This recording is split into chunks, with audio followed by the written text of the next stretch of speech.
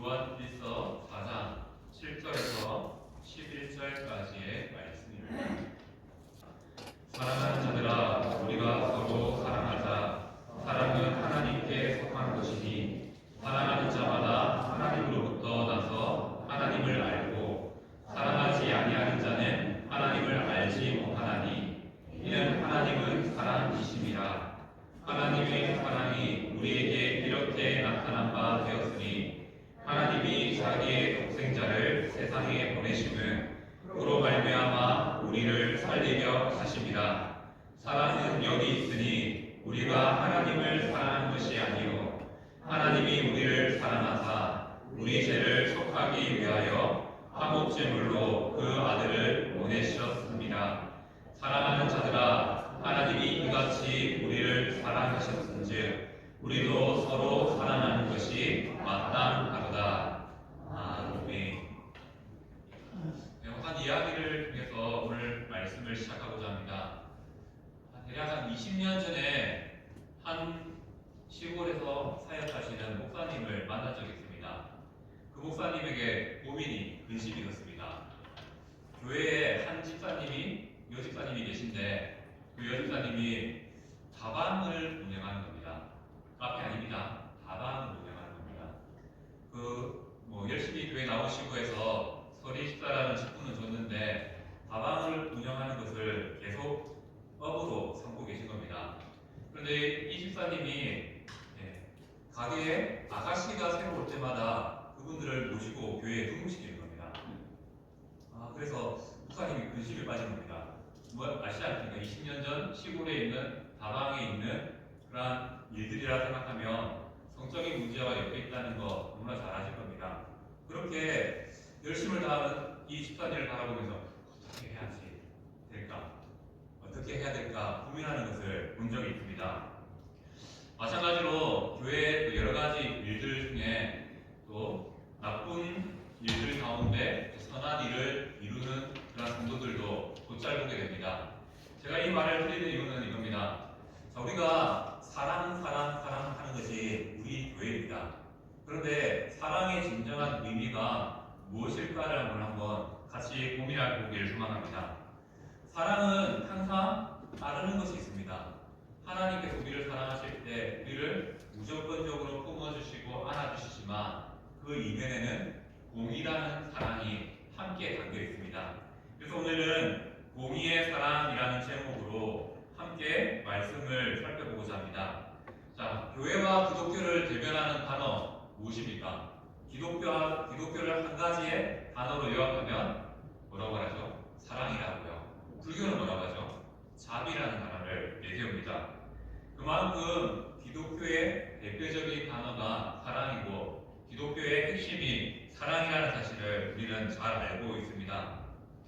그러나 앞서 말씀드렸던 것처럼 우리 기독교에서 말하는 사랑에는 동전의 3면처럼 사랑이라는 한 명과 뒤에 공의라는 한 명이 함께 존재한다는 사실을 기억해야 됩니다.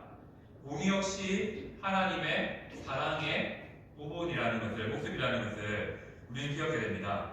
우리는 이 자리에 앉아 계신 성도님들은 아마도 하나님의 사랑, 하나님의 공의에 대해서 수없이 들었고 배웠을 것입니다. 그리고 사랑과 공의에 대해서 수없이 들었기 때문에 어떻게 보면 이 부분을 바르게 판단할 수 있고 분별할 수 있을 거라 생각합니다. 하지만 의외로 우리가 사랑과 공의를 구별하지 못하는 모습을 보게 됩니다. 이유는 간단합니다. 자, 기독교에서는 설교 시간을 통해서 사랑에 대해서는 강조하고 계속 말씀을 선포합니다. 하지만 공의라는 이 단어를 잘 말하지 않습니다. 수많은 교회들이 어떻게 보면 이 공의와 관련된 예수님의 다시 오심과 심판에 대한 이야기를 다루지 않는다는 것이죠. 왜 그렇습니까? 왠지 재림과 심판은 지금 시대에 어울리지 않는 일처럼 여겨진다는 것이죠. 그래서 많은 교회의 강단에서 재림과 심판에 대한 말씀이 어떻게 보면 멈추어진 상태라고 볼 수 있습니다. 어떻게 보면 80년대 이전으로 거슬러 올라가면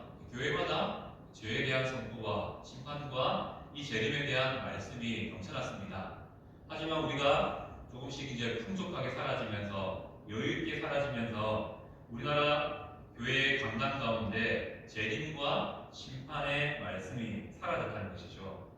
쉽게 우리가 기독교 TV 방송을 틀어도 심판에 대한 말씀, 재림에 대한 말씀을 잘 들을 수 없습니다. 유튜브를 통해서 여러 목사님의 설교를 들어도 역시 공의의 하나님, 심판과 재림에 대한 하나님의 이야기는 사라진 것을 보게 됩니다. 이러한 재림에 대한 무감각한 현실은 우리로 하여금 공의의 하나님을 잊어버리게 만든다는 것이죠. 머릿속에 있게 만들어진다는 겁니다. 다르게 말하면요, 우리의 죄의 문제에 대해서 무감각해지게 만드는 그런 현실을 살아가고 있습니다. 물론 하나님은 사랑이 넘치시죠. 우리의 연약한 것, 부족한 것 하나하나 다 품어주십니다. 하지만 하나님께서 그렇게 품어주시는 이유가 있죠. 그 사랑을 통해서 죄를 깨닫고 하나님을 더 사랑하는 자리로 나오기를 원하시는 그런 마음이 있다는 것입니다. 아마 지금 이 자리에 제가 공의, 재림, 심판 이란 단어를 내세웠을 때 어떻게 보면 현실에 좀 맞지 않는 이야기인 것 같다라고 생각할지 모르겠습니다. 어떻게 보면 하나님의 사랑만 강조해도 부족한 것이 지금의 시대인데 왜 심판과 재림을 얘기하시냐라고 할지도 모르겠습니다. 물론 사랑이 중요합니다. 기독교에 있어서 하나님의 사랑은 정말로 중요합니다. 하지만 공의가 사라진 하나님의 사랑은 우리를 아둔하게 만들고요. 세상 가운데서 능력 없고 힘 없고 나약한 존재로 만들어 버린다는 것입니다. 그래서 오늘 말씀은 공의의 사랑이라는 제목으로 하나님의 사랑에는 사랑하심과 공의가 함께 담겨 있다라는 요지로 오늘 말씀을 함께 살펴보고자 합니다. 먼저 하나님의 사랑에 대해서 한번 생각해 봅시다. 오늘 읽었던 요한일서 말씀은 이렇게 말하죠. 하나님은 사랑이심이라 라고 말씀합니다. 하나님의 사랑이라는 이 말 많이 들어보셨죠? 우리가 지나가면서도 보게 되고요. 또 우리 앞에 이렇게 달린 것처럼 예수님이 당신을 사랑하십니다 라는 표현도 자주 사용합니다. 그래서 우리가 이 사랑이라는 단어에 익숙하고요. 사랑이라는 단어에 이제 서슴없이 고백할 수 있는 그러한 은혜도 우리가 입게 됐습니다. 그리고 또 믿음 좋으신 또 성도님들은 가게나 집에 하나님 사랑이십니다라는 표현을 또 적어놓고 많은 사람들이 이 사실을 알았으면 좋겠다라는 차원에서 전도의 차원에서 그렇게 걸어오는 분도 보게 됩니다. 그리고 우리가 뭐 서울 가실 때 보셨죠? 고속도로 옆에 Jesus love you 고려연단에서 예수님은 당신을 사랑하십니다라는 문구를 대놓고 광고하는 것도 아마 보셨을 겁니다. 이렇게 우리는 사랑에 대해서 많이 들었고 많이 알고 있습니다. 요한일서의 말씀은 이 하나님의 사랑을 이렇게 정의하죠. 형제 자매를 사랑하는 모습을 통해서 우리가 하나님의 사랑에 대해서 알 수 있고 우리가 하나님을 얼마나 사랑하는지 알 수 있다라고 말합니다. 함께 읽지 않았지만 20절 말씀은 이렇게 말씀합니다. 함께 읽겠습니다. 누구든지 하나님을 사랑하노라 하고 그 형제를 미워하면 이는 거짓말하는 자니 보는 바 그 형제를 사랑하지 아니하는 자는 보지 못하는 바 하나님을 사랑할 수 없느니라 라고 말씀합니다. 눈에 보이는 옆에 있는 지체를 사랑하는 자가 눈에 보이지 않는 하나님을 사랑할 수 있다라고 말씀하는 것이죠. 바로 이러한 말씀을 바탕으로 우리가 늘 하나님의 사랑에 대해서 한번 생각해 보자 합니다. 제가 감히 생각하는데 저희 교회는 하나님을 사랑하는 게 끝입니다. 어떻게 알 수 있냐고요? 우리가 모일 때마다 지체를 향하여서 사랑하고 어떻게 하면 또 교회를 잘 섬길까, 옆에 있는 영혼들을 잘 섬길까 고민하는 모습을 봤을 때 저희 교회는 이미 하나님의 사랑에 대해서 너무나 잘 알고 있고 또 하나님의 사랑에 대해서 따로 설명하지 않아도 될 것이라는 걸 압니다. 하지만 우리 주일학가이들처럼 또 하나님의 말씀을 알아야 될 부분들이 있기 때문에 이 시간 잠시 하나님의 사랑에 대해서 한번 설명해 보고자 합니다. 자, 하나님의 사랑 무엇입니까? 오늘 말씀을 보면 하나님께서 우리를 조건 없이 사랑하신다라고 말씀합니다. 죄인인 우리를 일방적으로 품고 사랑해 주신다라고 말씀하십니다. 우리의 죄를 사랑으로 덮어주시고요. 또 하나님의 사랑은 그 죄를, 죄의 문제를 해결해 주시기 위해서 하나님이 가장 사랑하시는 독생자 예수님을 이 땅에 보내주심으로 하나님의 사랑을 우리에게 보여주셨다라고 말합니다. 하나님의 사랑은 무엇입니까? 아무 보잘것없는 우리지만 우리를 구원하시기 위하여, 우리에게 영원한 생명을 주시기 위하여서 우리의 죄를 품으시고 우리의 연약함을 하나하나 품어주시는, 일방적으로 우리를 사랑해 주시는 그러한 사랑임을 말씀하고 있습니다. 왜 이렇게 하나님은 우리를 사랑하셨을까요? 답은 간단합니다. 죄인인 우리가요, 하나님께 갈 수 없습니다. 죄인인 우리가 스스로 하나님을 찾지 않습니다. 그래서 하나님께서 우리를 찾아오셨죠. 어떻게요? 하나님께서 예수님을 이 땅에 보내주심을 통하여서 그 예수님께서 우리의 인생을 찾아오셨습니다. 그리고 그 은혜가 우리가 죄인임을 깨닫고 회개함으로 예수님을 믿음으로 말미암아 구원의 길, 영원한 생명의 그런 일들을 영원한 생명을 얻게 하셨다는 것이죠. 자, 이렇게 하나님께서는 우리를 사랑하실 때 우리가 가진 모든 허물을 품어주심으로 사랑해 주십니다. 하지만 앞서 말씀드렸던 것처럼 이러한 사랑 이면에 공의가 있습니다. 하나님은 우리의 모든 허물을 품어주십니다. 하지만 이면에 우리의 허물을 기억하십니다.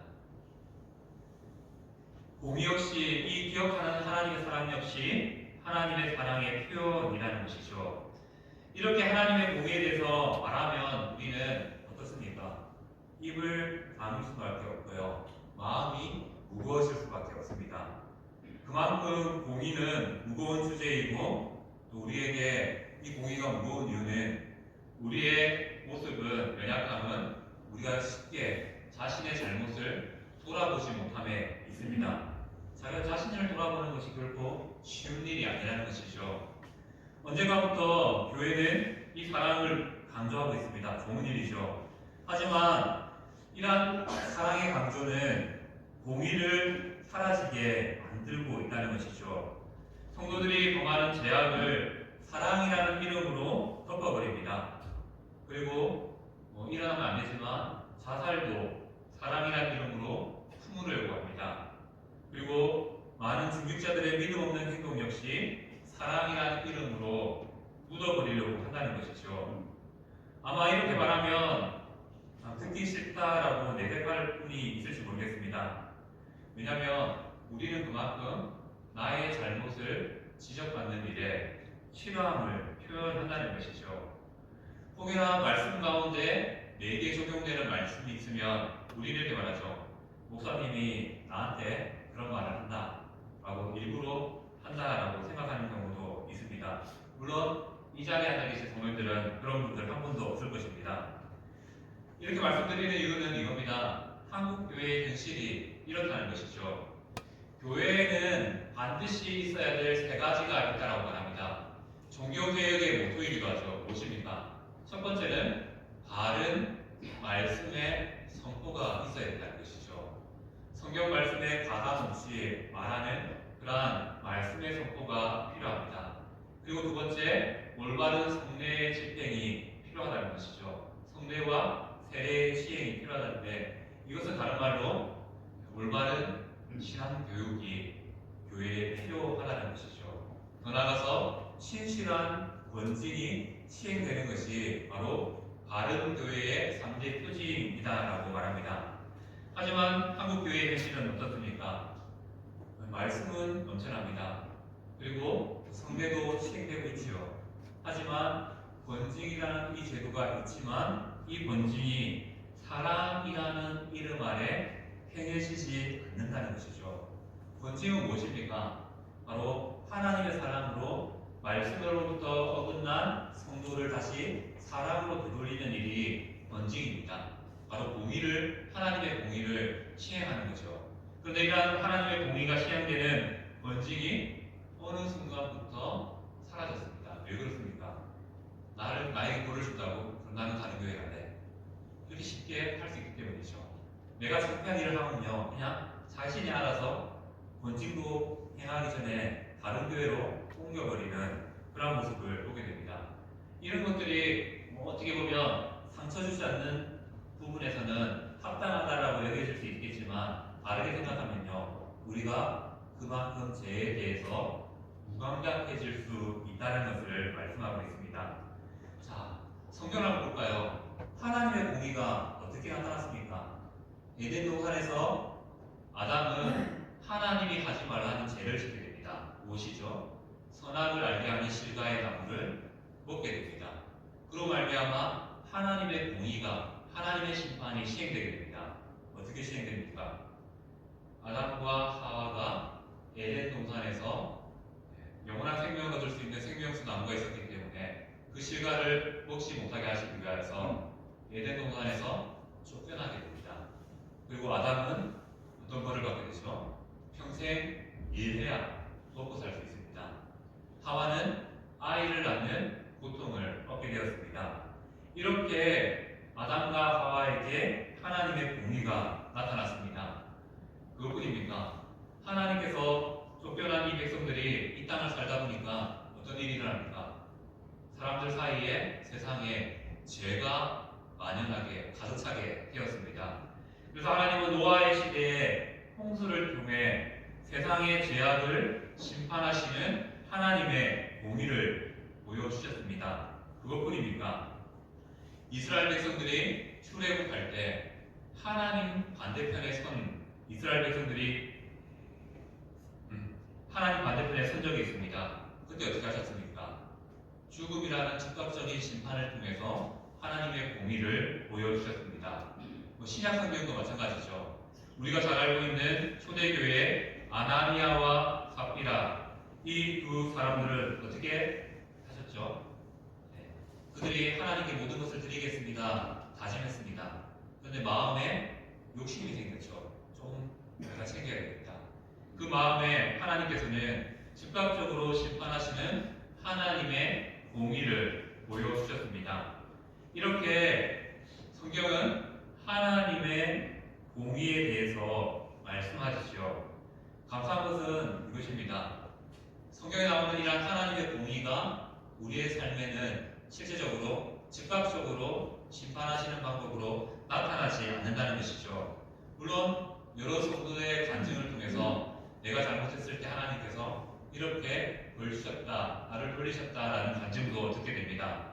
하나님은 성도의 삶을 통해서 일어난 일들을 통해서 깨닫게 하심으로 이렇게 선한 길로 인도하시는 방법도 사용하시기도 합니다. 하지만 한번 생각해 보십시오. 성도님들 죄를 지어 보셨죠? 하나님께서 내가 죄를 지었을 때 즉각적으로 심판하시는 것 경험하신 적 있습니까? 그런 경우는 많지 않을 겁니다.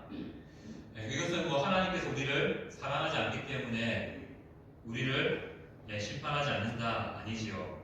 즉각적인 심판이 우리의 삶에 일어나지 않는다는 것은 두 가지의 의미가 있습니다. 첫 번째는 어떠한 의미냐면요. 첫 번째는 하나님께서 심판을 미루십니다. 그 미루심 자체가 어떻게 보면요, 심판이지요. 한 사람이 죄를 짓고 깨닫지 못하게 하심을 통해서 결국 최종 심판의 자리까지 가게 하십니다. 그래서 죄를 품고 살아가는 자, 죄를 짓고 살아가는 자, 그 죄를 회개하지 않고 계속 죄를 더 쌓아가게 하심을 통하여서 마지막 날 심판의 자리까지 가게 하십니다.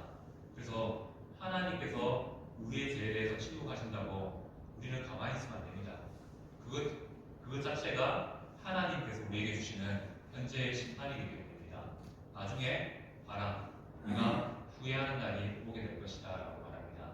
그리고 하나님께서 이 즉각적인 심판을 멈추시고 미루시는 두 번째 이유는 이겁니다. 바로 성도를 위한 배려입니다. 하나님께서는 우리가 말씀 생활을 통하여서 우리의 죄악을 깨닫기를 원하십니다. 그리고 우리의 죄를 향한 그 즉각적인 심판을 미루심을 통해서 우리에게 기회를 주시는 것이죠. 어떤 기회죠? 깨닫고 돌아올 수 있는 기회. 그 죄의 문제를 해결할 수 있는 기회를 우리에게 주셨다는 것입니다. 이러한 즉각적인 심판을 미루시는 것은 비신자에게는 결국 그의 인생이 심판에 이르게 하기 위해서 심판을 미루시고요. 성도에게는 회개함을 통하여서 죄의 문제를 해결하게 하시기 위하여서 심판을 미루시는 방법을 사용하신다는 것입니다. 하나님 바로 이 사실을 알려주시기 위해서 성도들이 어떤 방법을 사용하십니까? 말씀을 들려주십니다. 우리가 매주 하나님의 말씀을 듣는 이유가 여기 있다는 것이죠. 나의 삶의 연약한 부분들, 제약된 부분들을 깨닫고 마지막 날 심판의 자리까지 꼬가는 것이 아니라 그 자리에서 회개하여 그 죄의 문제를 해결하기 원하시는 하나님의 마음이 바로 매주 들려지는 말씀의 자리에서 나타나는 하나님이 주시는 또 은혜라는 것을 말씀하고 있습니다. 하나님께서는 이렇게 말씀의 자리에서 우리의 죄를 대내어 주심을 통하여서 우리의 인생이 예수님이 없이는 살 수 없다는 사실을 깨닫게 하여 주시죠. 이것이 바로 하나님이 공의로 우리를 사랑해 주시는 방법입니다. 하나님 우리를 사랑해 주실 때 바로 우리 안에 죄악을 드러나게 하심을 통하여서 죄를 깨닫게 하심으로 그렇게 우리의 삶을 회개의 자리로 인도해 주시는 것, 이건 역시 하나님께서 우리에게 주시는 사랑의 방법이라는 것을 말씀하고 있습니다. 한번 생각해 보십시오. 우리가 만약 살면서 죄악을 지었을 때 즉각적으로 심판한다면 이번 한 주 끝내고 다음 주 이 자리에 앉아 계실 성도님들이 다 앉아 계실 거예요. 지금 우리 교회는. 근데 다른 교회 보면 반씩 뚝뚝 쌓여 나갈 겁니다. 아마 즉각적인 심판이 일어나면 그렇게 될 겁니다. 하지만 하나님께서는 이 즉각적인 심판을 좀 미루심을 통하여서 우리에게 이렇게 말씀의 자리에서 하나님의 사랑을 깨닫고 다시 회개하여 예수님을 찾는 인생으로 변화시켜 주신다는 것이죠. 바로 이것이 하나님께서 우리에게 베풀어 주시는 공의의 사랑이라는 겁니다. 말씀을 듣고 마음이 무엇입니까? 이게 의미하는 것입니다. 하나님이 그만큼 나를 사랑하고 계신다는 겁니다. 말씀을 듣고도 아무 마음의 변화도 없고 무거움도 없다면요. 그건 다른 말로 하나님의 사랑 안에 내가 거하지 못하고 있다는 표현이 된다는 겁니다. 왜 하나님께서는 말씀을 통해서 우리에게 무거운 짐과 같은 이러한 이야기들을 계속 품게 하시고 갖게 하십니까? 다른 말로 말하면요. 이렇게 하나님께서 나를 향하여 계속 너를 사랑한다. 너를 사랑한다. 내가 더 완전해지기를 원해. 너가 더 거룩해지기를 원해. 라고 말씀하고 계신다는 것이죠. 이것이 바로 하나님께서 공의를 통해서 우리를 사랑하시는 방법이라는 것입니다. 우리가 이렇게 하나님의 사랑과 공의에 대해서 오늘 말씀드렸습니다.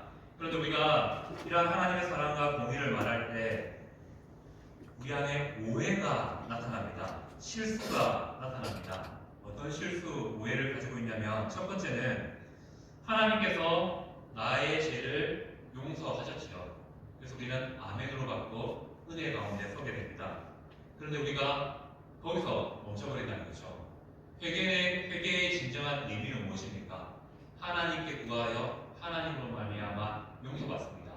그리고 이후의 삶이 이어집니다.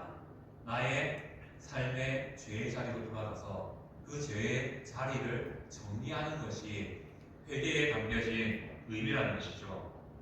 하나님께서는 우리가 연약함을 고백하며 죄악을 고백할 때 바로 용서해 주시는 분이십니다. 그리고 우리가 오해하지 말아야 될 것은 이겁니다. 하나님 용서하셨다고 우리가 살던 삶의 자리도 용서받은 건 아니라는 것이죠. 한 예를 들어볼까요? 제가 거짓말을 잘하는 사람으로 살았습니다. 그런데 어느 순간 하나님을 만나고 하나님의 놀라운 사랑을 입어 나의 거짓말에 대한 이 죄를 용서받았습니다. 그리고 내가 이제 그 용서와의 은혜를 가지고 삶의 자리로 나가는 겁니다. 어떻습니까? 삶의 자리로 나갔는데 사람들은 여전히 저 사람은 거짓말하는 사람이야 라는 인식이 남아있다는 것이죠. 내가 변화되었다고 말해도 믿겠습니까? 안 믿습니다. 여전히 내가 감당해야 될 삶의 자리가 있다는 것입니다. 우리가 하나님의 용서하심의 은혜에 대해서 생각할 때 그렇게 생각하는 경우가 많아요. 내가 하나님께 죄를 고백해서 용서만 받았으니까 하나님께서 나의 삶에 남은 자리를 다 물론 해결해 주시고 풀어 주시겠죠. 내가 정말로 진정으로 회개했다면 회개하는 나의 심령이 그 자리에서 그 문제들을 하나하나 바꿔가게 될 것입니다. 하지만 하나님께서 모든 것들을 용서하셨다고 했을 때 내가 감당해야 될 그 삶의 자리까지 다 해결해 주셨다는 것이 아닙니다. 회개는요 바로 그 용서의 힘을 가지고 나의 삶의 제약의 자리의 문제들을 해결하는 것까지 다 포함한 것이 회개라는 것이죠.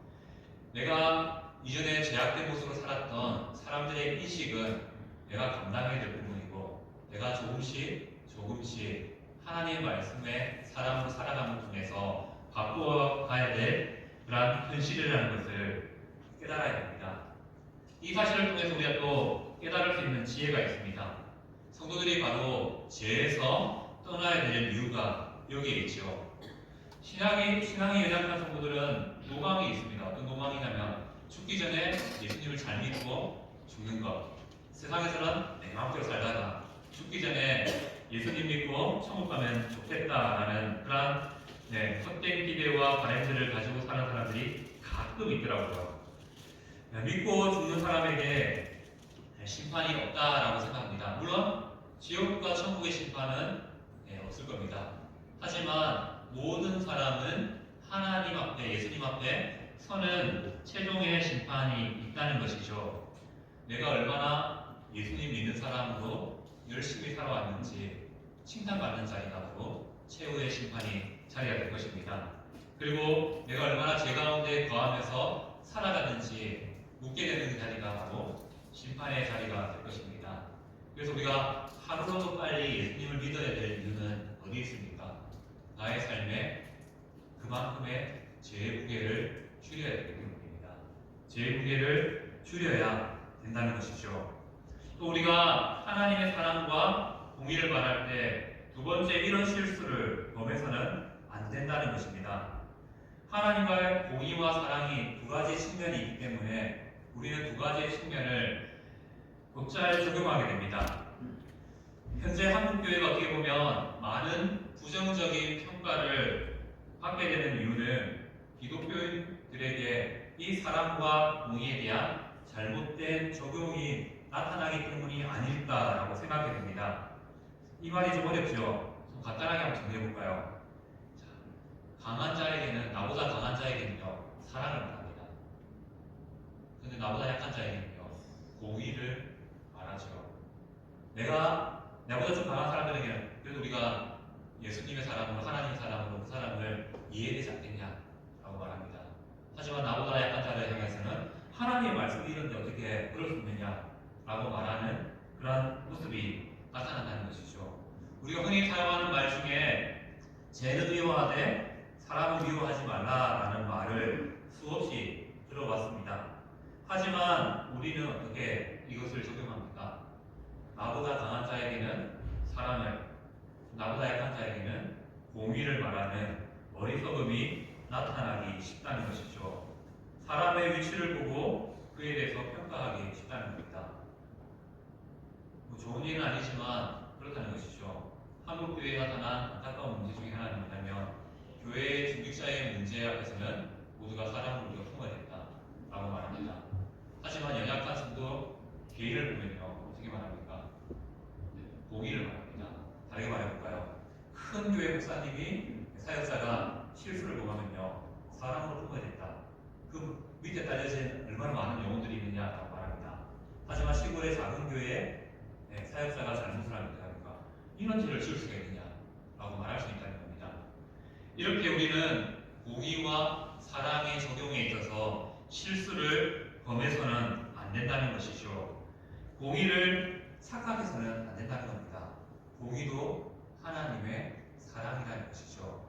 자, 우리 교단은 보신교단으로서 늘 자랑하는 것이 있습니다. 무엇입니까? 일제시대를 지나면서 신사참배를 하지 않은, 신사참배에 넘어지지 않은 그러한 우리는 믿음을 가진 그러한 교단이다라고 자랑합니다. 그래서 이 자랑이 정말 감사합니다. 그런데 우리가 한번 생각해 볼까요? 하나님께서 우리나라에 강복을 주셨습니다. 그리고 강복을 주시면서 많은 교회에 이러한 자성의 목소리가 나타났습니다. 어떤 목소리냐면요, 우리가 일제시대에 지었던 우리 교단 말고요, 우리 교단 말고 다른 교단에서 일제시대에 지었던 이 신사참배에 대한 제약을 우리가 다 회개하자라는 자성의 목소리가 나왔습니다. 근데 많은 사람이 어떻게 했습니까? 그 일일이 죄를 드러날 필요 있나, 그냥 사랑은 묻자라고 덮어버리는 그러한 안타까움이 일어났습니다. 왜 그렇습니까? 제가 왜 이런 말씀을 드리냐면요, 하나님의 사랑은 우리의 모든 허물을 덮어주는 건 맞습니다. 하지만 하나님의 사랑의 이면에는 공의가 있습니다. 죄를 깨닫고 회개하여 하나님께로 돌아오라라는 그 마음이 바로 하나님의 사랑의 음성이라는 것이죠. 성숙한 신앙은 어떠한 신앙입니까? 말씀을 듣고 하나님 앞에 자신의 삶을 돌아볼 줄 아는 그 신앙이 성숙한 신앙이라는 것입니다. 하나님의 사랑 안에 거한다는 것은 무엇을 의미합니까? 말씀을 듣고 나의 삶을 되돌아보아 부족하고 연약한 분들을 하나님께 맡기며 다시 한 번 더 죄를 회개하는 모습으로 예수님을 찾아 나가는 삶, 그것이 바로 성숙한 신앙이라는 것이죠. 하나님의 사랑 어디서 시작해야 됩니까? 나를 품어주시고 온전히 안아주심으로 시작됩니다. 하지만 그 시작의 그 사랑에는요, 나의 죄를 깨닫게 하심으로 돌아서게 하시는 그런 은혜가 함께 나타난다는 것입니다. 오늘 이 시간 다시 한 번 더 말씀을 듣고 마음이 무거워지면요, 그것이 다른 말로 말하면 내가 하나님의 사랑을 받고 있다는 증거가 됩니다. 그리고 우리가 말씀의 자리에서 회개해야 될 나의 모습이 떠올려진다면요, 그것이 바로 하나님께서 나를 사랑하고 계신다라는 증거가 됩니다. 회개, 바로 하나님의 사랑을 받은 자에게 나타나는 모습이라는 것이죠. 하나님의 사랑은 우리의 모든 허물을 덮어주십니다. 또한 우리의 모든 허물을 드러나게 하십니다. 나의 죄가 하나님 앞에 드러나게 하심을 통하여서 회개하여 심판에 이르지 않도록 우리의 삶을 인도해 주시는 것이 바로 하나님의 사랑이라는 것이죠. 하나님은 이렇게 우리를 사랑해 주십니다. 하나님은 사랑으로 우리를 품어주십니다. 또한 사랑으로 죄를 깨닫고 회개하게 하십니다. 이것이 하나님의 사랑이라는 사실을 기억하셨으면 좋겠습니다. 오늘 말씀을 마치려고 합니다. 공이 내세우면요, 마음이 무거워질 수밖에 없습니다. 왜 그렇습니까? 우리가 하나님 앞에 완전하지가 않습니다. 늘 부족하고 연약하고 죄 가운데 넘어지는 자라는 것을 스스로가 너무 잘 압니다. 하지만 그러한 생각을 품고 그러한 마음이 있다는 것 자체가 무엇을 의미합니까? 하나님께서 여전히 나를 사랑하고 계신다는 겁니다. 그렇기 때문에 마음에 부담감을 주시고요, 마음에 힘듦을 주십니다. 또한 그 힘든 끝에 회개함을 통하여서 하나님께서 자유와 기쁨과 또 행복을 우리의 삶에 주신다는 것이죠. 그것이 바로 하나님께서 우리를 사랑하시는 방법이고요, 또 하나님의 사랑의 증거라는 사실을 기억했으면 좋겠습니다. 오늘 마음에 무거우심이 나를 사랑하시는 하나님의 증거라는 사실을 기억하면서 날마다 들려지는 하나님 말씀에 회개의 자리를 통하여서 더 큰 하나님의 사랑을 입게 되는 성도님 되시기를 축복합니다.